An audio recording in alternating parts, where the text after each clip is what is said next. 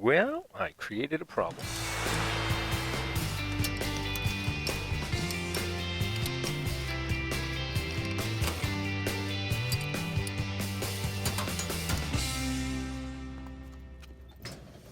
I took that HEI and wired it up directly to the fuse box like I told you. And it turns out that fuse is not, well, the terminal I used, it says ignition, is a fused terminal. And the fuse, it's right there, and just below it. Let's see, what color am I looking at here?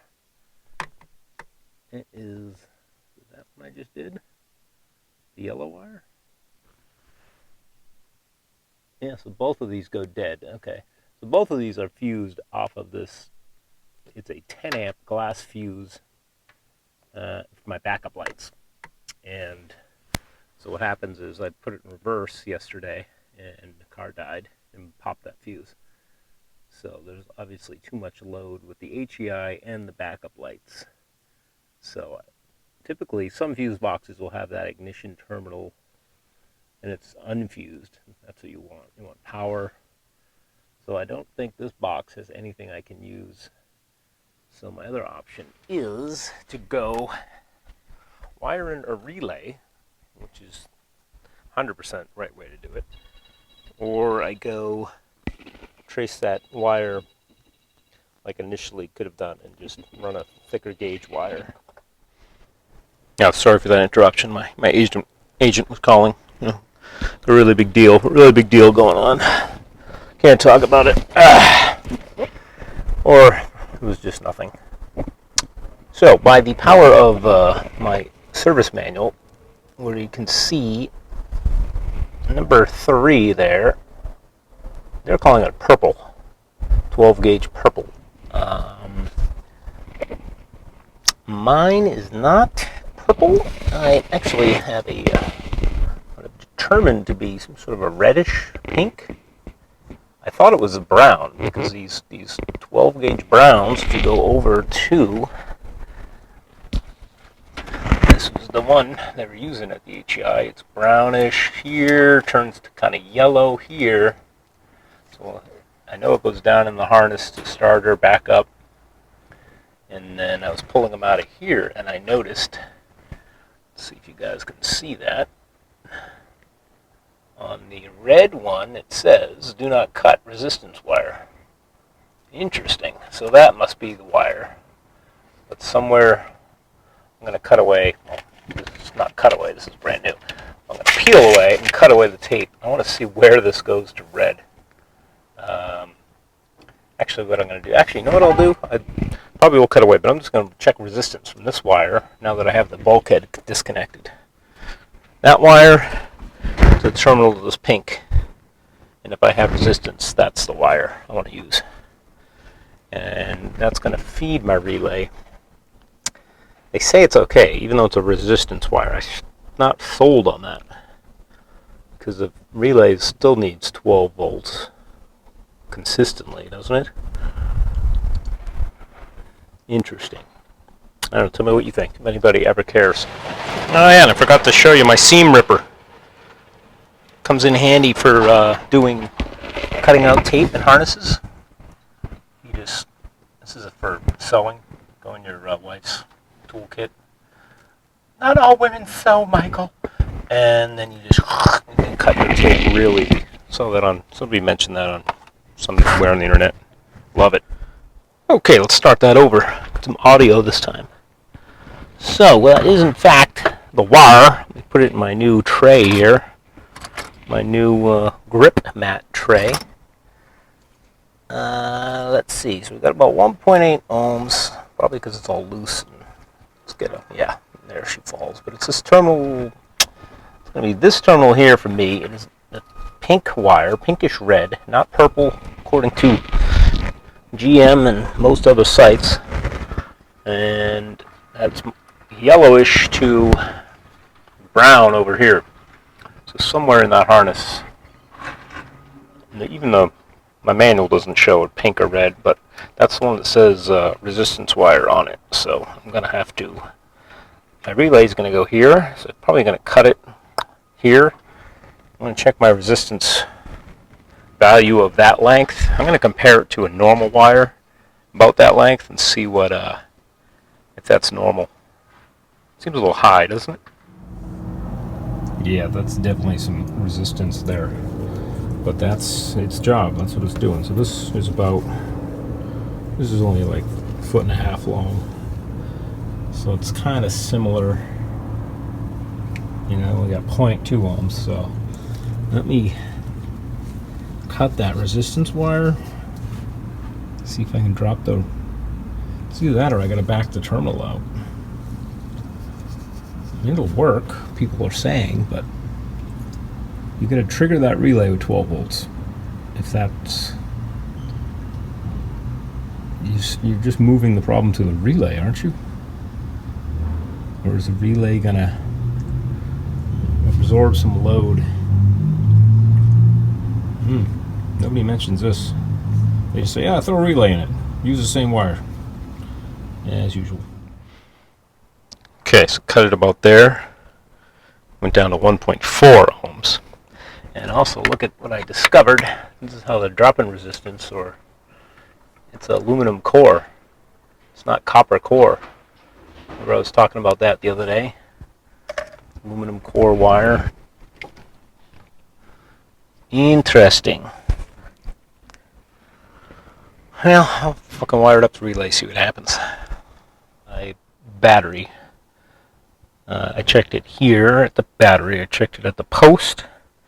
I'm checking the feed to the relay, and I think I'm 12.4. Yeah, 12.38.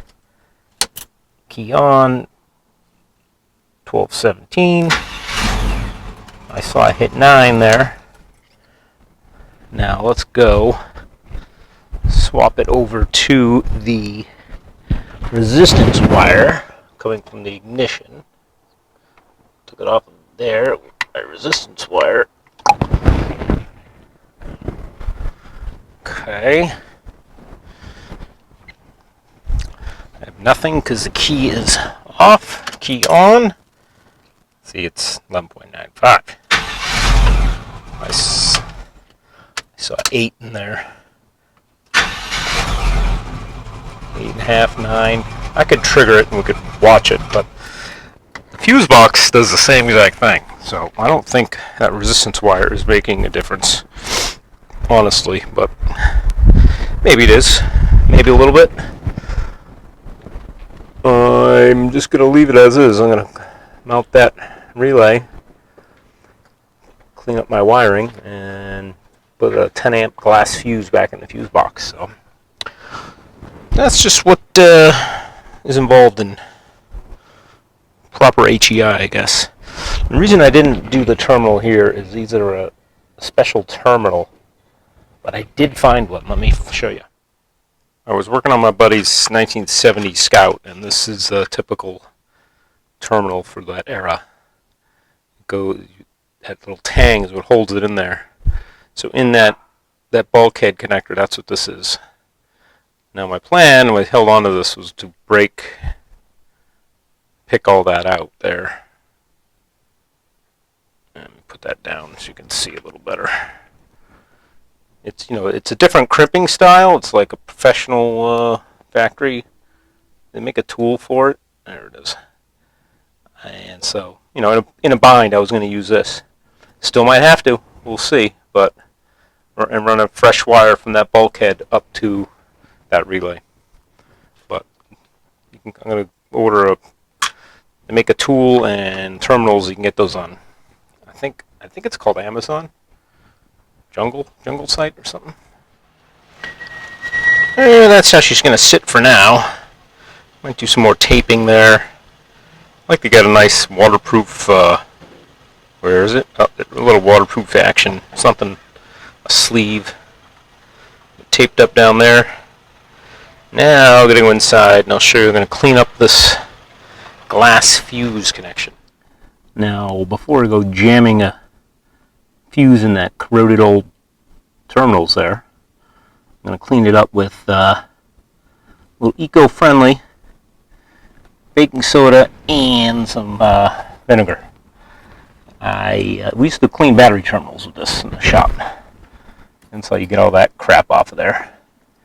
And I think I'm just going to toothbrush the vinegar on there, and then I'll just dip in the baking soda. Not too much, you know, this is electrical. Battery is disconnected too, by the way. Alright, let's see, did that do anything, you think? Lighting's tough, let's see.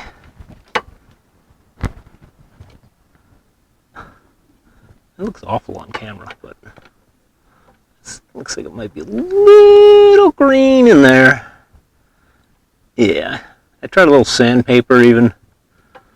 I think it's just hard to get in there. I mean, these other fuses don't look much better either. So hopefully, is this going to be an issue down the road? Probably. I'm going to put this fuse in. Maybe I'll put a little dab of dielectric grease on it. That'd be the right thing, right? Well, hello folks. Got a new problem now. So that backup light fuse powers that ignition terminal. Well, I'm losing power to that ignition terminal. It'll just drop off to 0. I noticed when I put it in, put it in reverse, it goes to 0.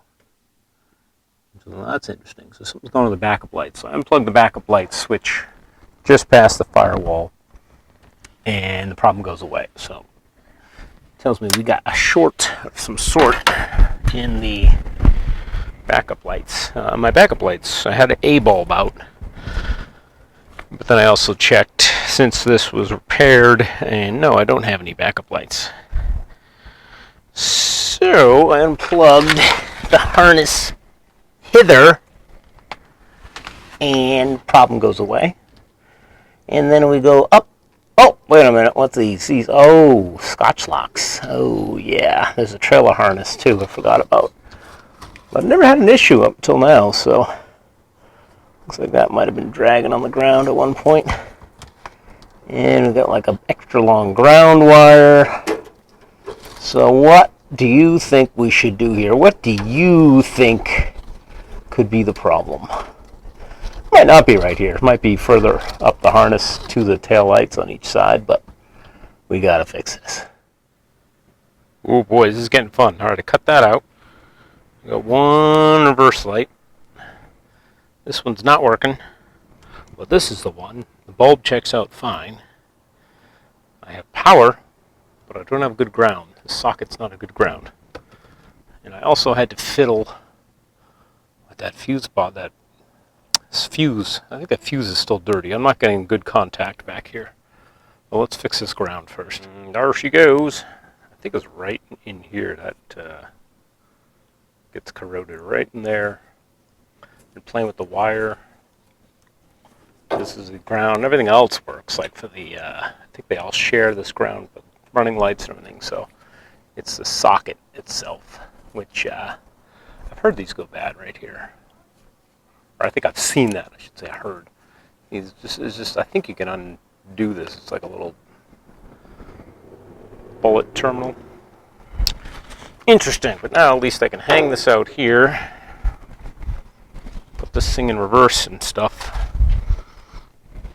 It's in reverse. Oh yeah, I have to jump. I have the switch jumped. Let's see if I can unjump the switch and get this to work properly. Okay, let's try that again. Got power to that terminal, put it in reverse. It was going to 0.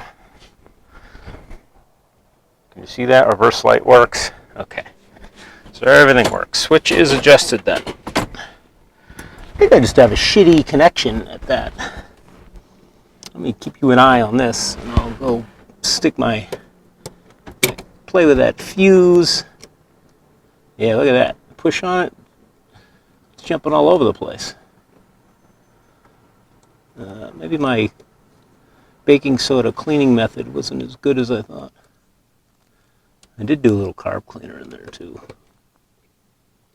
I don't know. I'll just keep adjusting this fuse. Maybe it's behind it. Maybe it's like in the block itself. I don't know. Well, play with that a little bit, see if we can get that any better. And I guess I should fix that trailer wiring. Here's a question for you. Is Scotchlock offensive? Is that slang? I mean, I've heard if it's not Scottish, it's crap! Meaning everything Scottish is great. But does the term Scotchlock come from?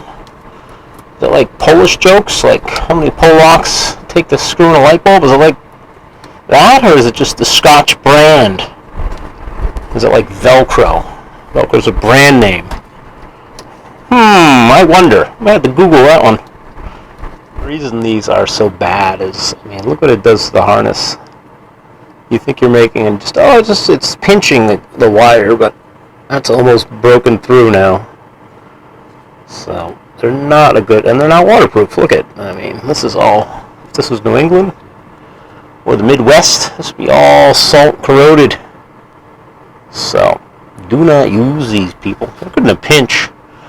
Maybe they were throwing this trailer harness on to get home, but not a good idea.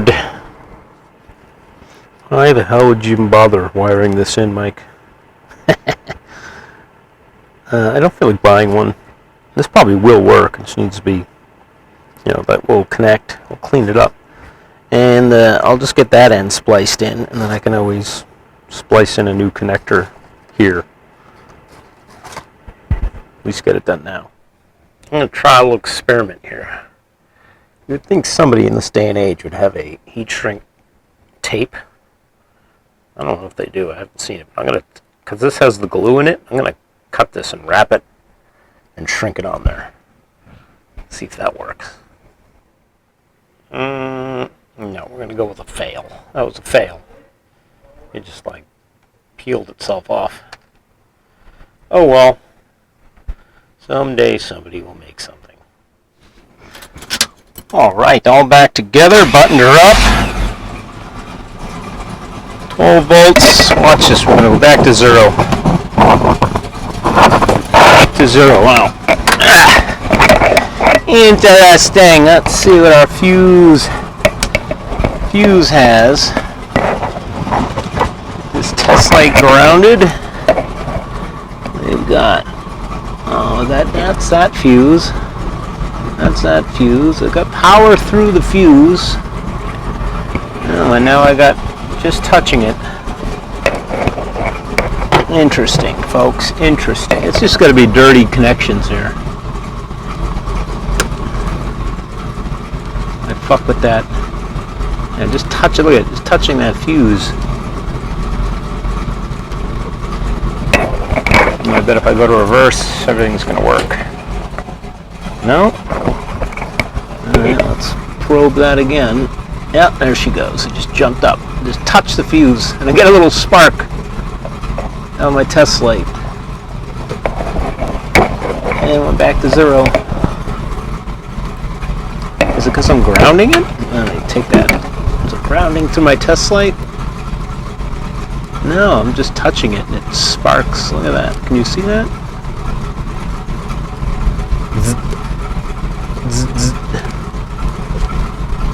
Down here, nothing. Up here, that's crazy. Yeah, there's some corrosion or something going on there. Good boy. I don't know. I cleaned it. You saw me guys clean it. And to get this fuse out, this is so tight. I had to break it to get it out. So I don't know. But just me. Actually, I went right here, gave it a good prying, scraping, and everything seems to be copacetic now. It's just the corrosion issue. That was reverse.